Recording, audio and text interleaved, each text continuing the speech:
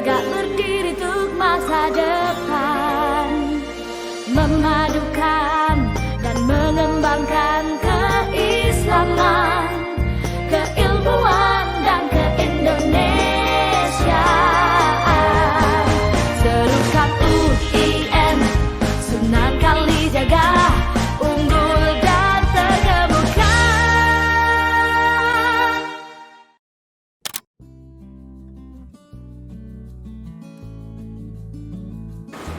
Assalamualaikum warahmatullahi wabarakatuh. Para pemirsa Sivitas Akademika UIN Sunan Kalijaga, kali ini kita akan berbincang dengan tamu yang menjadi kebanggaan kita bersama, alumni Perbandingan Agama-Agama Fakultas Usuluddin IAIN Sunan Kalijaga.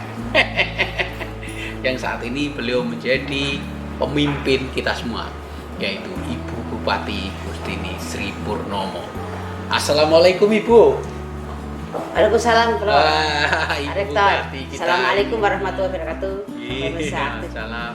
Saya sehat, ya Ibu. Alhamdulillah, sehat walafiat. Tetap energik ya. Ya. Ya. Terima kasih UIN Sunan Kalijaga sudah dibantu vaksinnya. Ya, itu memang kewajiban kita sebagai pemerintah untuk melayani masyarakat.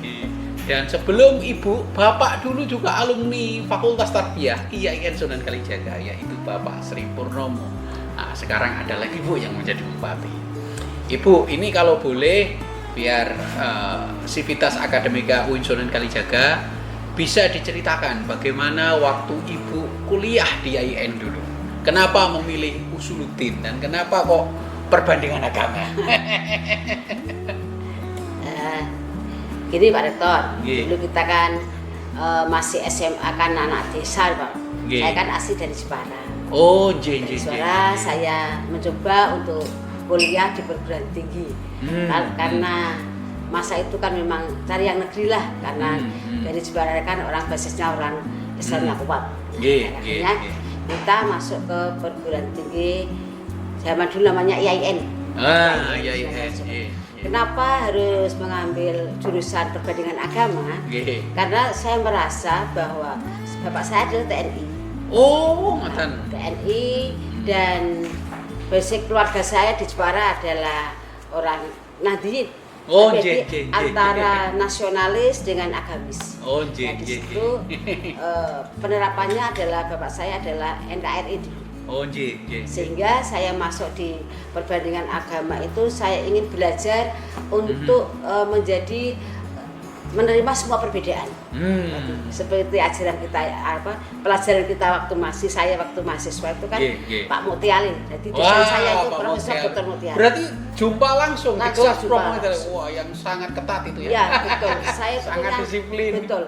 Saya tuh punya kesan satu yang nggak pernah saya lupakan. Mau ujian itu dulu kan masih naik sepeda motor. Itu karena waktunya tepat. Kita tuh masuk ruangan masih pakai helm. Itulah kenangan yang tidak saya lupakan. Jadi masih ujian maju ke depan, pakai helm. antri satu-satu itu saya pakai helm. Pak Moti ketawa, wah ngekek kamu tuh, karena saking takutnya. Saking takut. Saking takutnya akhirnya ujian pakai helm. Seperti legenda ya Pak Mutiali. Ya, itulah legendanya dari Pak Profesor Mutiali. Waktu itu setelah jadi Menteri Agama. Tadi sampaikan oleh Pak Rektor ya, kenapa harus mengambil perbandingan agama? Karena di dalam ilmu perbandingan agama itu kita masuk itu menerima perbedaan. Apapun agamanya, apapun golongannya, kita adalah sama. Satu tujuan untuk mencapai satu tujuan. Dan ternyata ini diterapkan untuk kehidupan pas Pak Rektor. Nyaman, kita tidak merasa paling super, tidak. Inilah di antaranya yang bisa kami pelajari dari perbandingan agama. Dan kenapa mengambil perbandingan agama? Karena ingin tidak membedakan siapapun. Selain dari Prof. Mutiali, siapa yang paling berkesan lagi Bu yang mengajar waktu itu? Waktu itu kan yang mengajar itu saya itu, kita kan di perbandingan agama kan ada Stanbrink. Orang Belanda. Karel Karel Stanbrink. Stanbrink. Iya. Karena kan juga diajar ya? Belum. Iya, tapi saya jumpa. Oh ya. Prof Mutiali saya jumpa tapi tidak masuk kelas. Nggih. Nah, seperti Kristen Brim itu dia menceritakan mengenai agama Kristen. Terus mengenai Pak Siswanto itu Prof Siswanto itu masih dosen muda. Oh, nggih. Dosen muda kita beliau memang merapat dengan anak-anak mahasiswa muda dan kebetulan istrinya kan kakak kelas Kebumen. Jadi beliau akrab di situ. Yang mengajar itu banyak, diantaranya ada Pak Burhanuddin Daya, Pak Agus Salim Sitompo, dan ada Pak Simo, juga ada Pak Simo perbandingan agama. Pak Simo itu kejawen, tasawuf, dan juga ada Pak Damami. Pak Damami. Ada lagi guru tafsir itu Pak Pasturi. Enggak, Pak itu Pak. Saya itu nilainya paling tinggi, pulang hadis tuh paling tinggi. Saya masih ingat. Pak Husain Yusuf. Pak Mukhtar. Pak Mukhtar. Dan Mukhtar Yahya kan tafsir. Tafsir gitu, Mukhtar Yahya. Nah, ini luar biasa. Ibu Bupati masih ingat siapa yang mengajar, makanya berkah ilmunya dan menjadi bupati. Amin. Kalau ingin jadi bupati syaratnya cuma 2. 1 masuk IAIN Sunan Kalijaga atau UIN. Yang kedua, ingat para dosennya, pasti jadi bupati kayak ibu kita ini. Amin. Nah, Bu, ini penasaran ini, Bu. Waktu kuliah dulu memang sudah bercita-cita menjadi bupati atau bagaimana? Sebetulnya tidak, Pak Rektor. Saya itu tidak punya cita-cita bupati dan kita hanya sebagai bagaimana saya itu dimanapun berada dalam manfaat di sekitarnya. Di situ dan di dalam kuliah itu kan ada kepemimpinan juga. Di organisasi kan ada kepemimpinan, siapapun jadi pemimpin.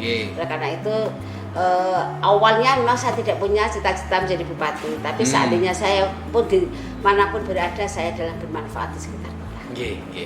Lah kebetulan waktu itu kan Bapak dulu yang menjadi bupati. Wah, ini sangat mengejutkan. Apakah itu juga sama, Bu? Ya, beda. Pak Rektor, saya jadi istri bupati. Saya itu sebelumnya kan saya itu selain saya adalah sekolah di UIN, saya juga bisnis. Jadi untuk mahasiswa saya masih sudah bisnis, Pak Rektor. Ya orang Jepara. Ya, bisnisnya jelas mebel. Pasti itu sangat Jepara itu. Dan sama pindang. Ya.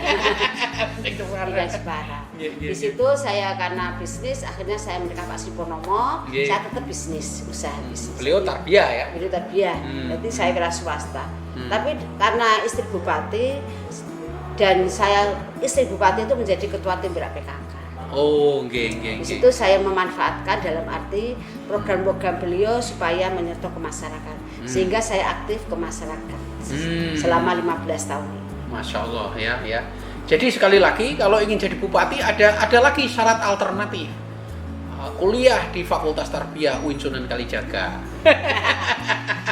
Dan aktif di masyarakat. Nah, ini terjadi pada Bapak Sri Purnomo, bupati yang terdahulu.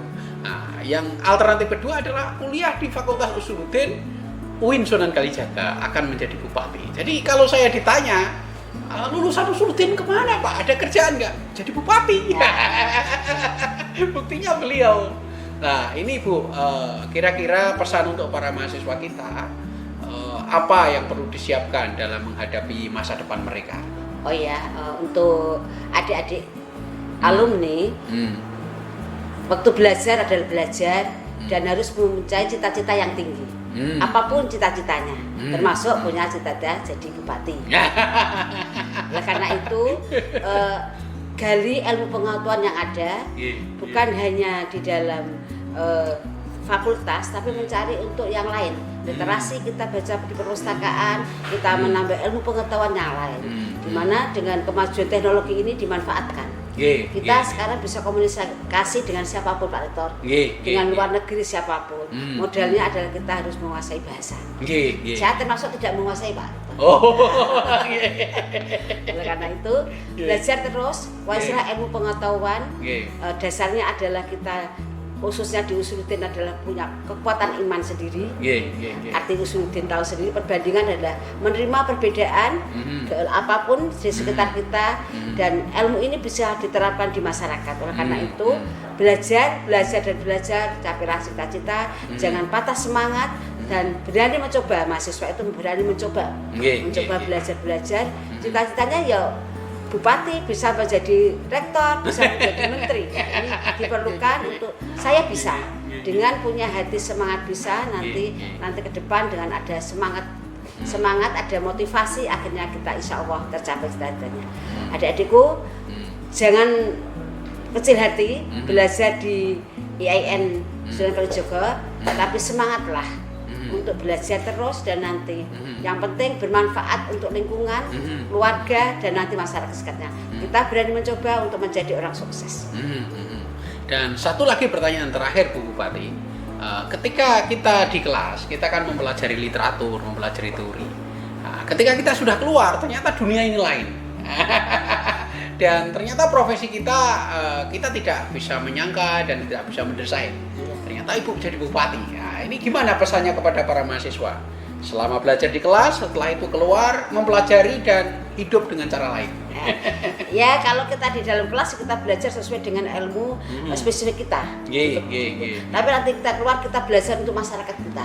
Di sekitar kita itu ada apa? Itu pengalaman. Kita dengan kalau anak kos-kosan kan ada kos, teman-teman kos, lingkungan itu apa? Itu kita pelajari semua. Bagaimana kita bisa menghargai orang lain. Begitu juga ada ilmu apapun di situ kita juga manfaatkan. Di luar bisa kita juga ke perpustakaan. Nah, itu perpustakaan manfaatkanlah untuk belajar di perpustakaan. Nanti kalau setelah keluar dari menjadi mahasiswa setelah itu jadi sarjana, jangan patah semangat, tetap cari kerjaan, cari untuk bagaimana bisa memotivasi diri sendiri menjadi sukses.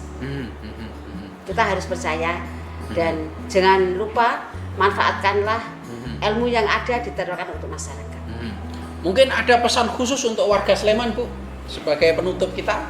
Ya, untuk warga Kabupaten Sleman, saya Lestari Purnomo Bupati Sleman, alumni UIN Sunan Kalijaga mengharap bahwa mari kita bersama-sama membangun sesarengan Kabupaten Sleman, tidak membedakan golongan agama, dan Sleman adalah Indonesia mini. Mari kita bergabung untuk bersama-sama untuk membangun Kabupaten Sleman. Sebagai penutupnya kita akan ucapkan slogan UIN Sunan Kalijaga, yaitu UIN Sunan Kalijaga untuk bangsa, UIN Sunan Kalijaga mendunia bersama saya. Oke, mari Bu, bersama-sama. 1, 2, 3. UIN Sunan Kalijaga untuk bangsa dan UIN Sunan Kalijaga mendunia. Terima kasih Ibu Bupati, semoga tetap sehat-sehat, semoga berbahagia. Begitu juga para pemirsa, semoga sehat, semoga bahagia. Wassalamualaikum warahmatullahi wabarakatuh. Assalamualaikum warahmatullahi wabarakatuh. Semangat.